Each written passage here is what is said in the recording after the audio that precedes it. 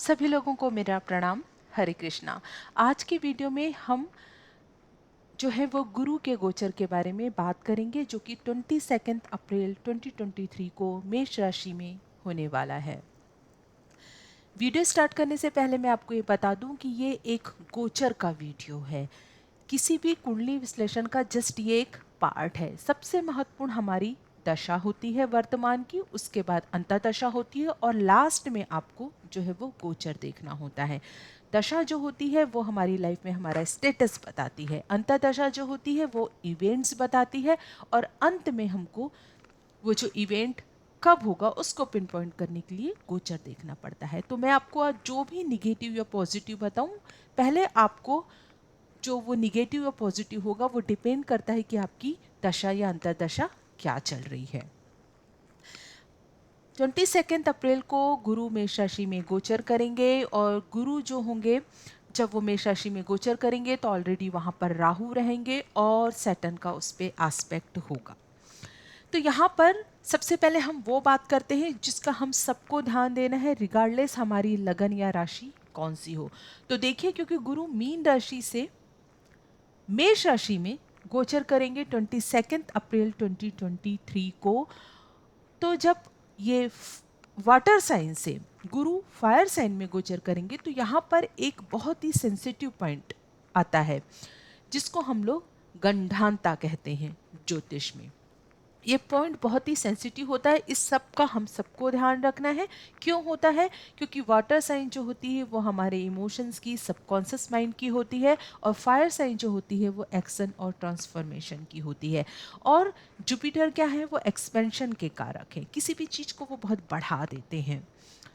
तो ये जो सेंसिटिव पॉइंट है इसको भी जो है वो इंक्रीज कर देंगे जुपिटर। तो इस समय जो है वो हमारी स्पिरिचुअल अवेकनिंग हो सकती है, स्पिरिचुअल ग्रोथ हो सकती है, हमारी हायर विजडम बढ़ सकती है, हमारे नॉलेज के लिए ये अच्छा हो सकता है, डिस्कवरीज के लिए ये अच्छा हो सकता है समय। लेकिन क्योंकि मैंने कहा कि जुपिटर जो है वो एक्सपेंशन करते हैं तो वो यहाँ पर हमारे इमोशंस को भी इंटेंस कर सकते हैं, चैलेंजेस आ सकते हैं और हमारा ट्रांसफॉर्मेशन भी हो सकता है।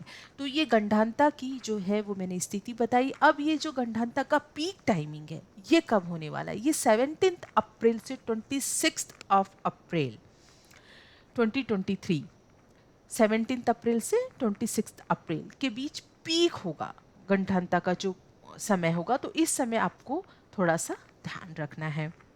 सेकेंड बात हम सबको क्या ध्यान रखनी है कि सोलर एक्लिप्स होने वाला है, सूर्य ग्रहण होने वाला है, वो 20 अप्रैल को, 20 अप्रैल को होने वाला है। तो ये आपको पता होना चाहिए। नेक्स्ट बात, गुरु और राहु की जो युति होने वाली है वो तो सभी लग्नों के लिए, सभी राशियों के लिए अलग अलग रिजल्ट लेकर आएगी।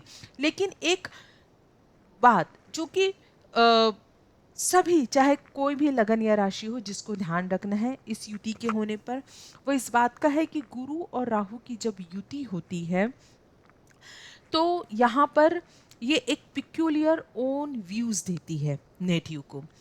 डिसीजन लेते समय हम बहुत स्टबन हो जाते हैं, बहुत रिजिड हो जाते हैं और कई बार इस युति की वजह से हमारे डिसीजन भी गलत हो जाते हैं, या हम कह सकते हैं कि गुरु राहु की युति उल्टी सोच भी जो है वो दे देती है और हमें धोखा भी हो जाता है या हम धोखा करते हैं। डिपेंड करता है कि हमारी जो चार्ट है उसमें राहु स्ट्रांग है या जुपिटर स्ट्रांग है। तो ये एक जनरल बात होती है राहु जुपिटर की युति की, वो आपको ध्यान रखना है। अच्छी बात यह है कि राहु वक्रीज हैं और गुरु जो है वो मार्गी हैं। तो जब गुरु राहु के पास आएंगे उसके बाद एक बार जब क्रॉस करेंगे तो राहु उनसे दूर ही होते जाएंगे, क्योंकि राहु तो वक्री चलते हैं। तो ये एक अच्छी बात है। अब इनकी रियल जो युति होने वाली है वो होने वाली है 26 मई को। जी हाँ, 26 मई को गुरु और राहु की स्ट्रांग युति होगी और उसके बाद तो राहु जो है वो वक्री हो जाएंगे। मतलब वक्री तो रहते हैं वो, लेकिन वो फिर वहां से दूर होते हुए जाएंगे और 30 अक्टूबर को राहु जो है वो मीन राशि में चले जाएंगे। तो 26 मई के बाद जैसे जैसे जून और जुलाई, जैसे जैसे समय जाता जाएगा, ये युति उतनी ही मतलब वीक होती जाएगी, ये बहुत अच्छी बात है। अब हम लोग बात करते हैं तुला लगन के लिए। तो देखिए तुला लगन में जो है वो राहु ज़्यादा स्ट्रॉन्ग माने जाते हैं तुला लगन के लिए। और गुरु जो होते हैं वो आपके थर्ड और सिक्स्थ हाउस के मालिक होते हैं। तो गुरु आप लोगों के लिए फंक्शनल मैलेफिक प्लैनेट होते हैं, इस बात का भी हमको ध्यान रखना पड़ेगा। राहु की ऑलरेडी गोचर चल रहा है आपके सेवन्थ हाउस में, केतु आपके लगन में है। तो ऑलरेडी आप लोग अपनी बिजनेस पार्टनरशिप में या मैरिड लाइफ में आप लोग जो है वो आप लोग चैलेंजेस आप लोग फेस कर रहे हैं, कॉन्फ्लिक्ट आप लोग फेस कर रहे हैं। यहाँ पर गुरु जब 22 अप्रैल को जब गुरु आपके सेवन्थ हाउस में गोचर करने लगेंगे तो आपकी बिजनेस पार्टनरशिप में या आप लोगों की मैरिड लाइफ में जो आप अभी चैलेंजेस और कॉन्फ्लिक्ट चल रहे हैं उसमें आप लोगों को डेफिनेटली रिलीफ मिलना चालू हो जाएगा। राहु जो है वो एक्वेरियस साइन को भी रूल करते हैं, तो वो आपके फिफ्थ हाउस के भी मालिक होते हैं। तो यहाँ फिफ्थ और सेवन्थ का संबंध भी बन रहा है। तो यहाँ पर आप लोगों के लव मैरिज के जो है चांस बनते हैं, न्यू रिलेशनशिप के भी जो है वो चांस यहाँ पर बनते हैं। गुरु जब आपके सेवन्थ हाउस में गोचर करने लगेंगे तो यहाँ पर मैरिज के भी चांस बनेंगे, न्यू रिलेशनशिप के भी चांस बनेंगे, न्यू पार्टनरशिप के भी चांस बनेंगे। और आपको जैसे जैसे 26 मई के बाद गुरु और राहु की जो युति वीक होती जाएगी उसके बाद आपको लाइफ पार्टनर का सपोर्ट भी धीरे धीरे मिलने लगेगा। और अक्टूबर के बाद ये स्थितियाँ जो हैं बिजनेस से रिलेटेड या मैरिज से रिलेटेड स्थितियाँ या रिलेशनशिप से रिलेटेड स्थितियाँ और भी ज़्यादा स्मूथ होती जाएंगी। और केतु के लगन में होने की वजह से जो कन्फ्यूज़न दिमाग में एग्जाइटी या कॉन्फ्लिक्ट की स्थिति बन रही है वो भी मई के बाद से जैसे जैसे समय वन मंथ आगे बढ़ता जाएगा, जून जुलाई अगस्त, वैसे वैसे ये स्थितियाँ कॉन्फ्लिक्ट की जो स्थितियाँ आपके दिमाग में भी बनी हुई हैं, भ्रम की स्थितियाँ, वो सारी स्थितियाँ भी आपकी धीरे धीरे जो है वो फिनिश होती जाएंगी।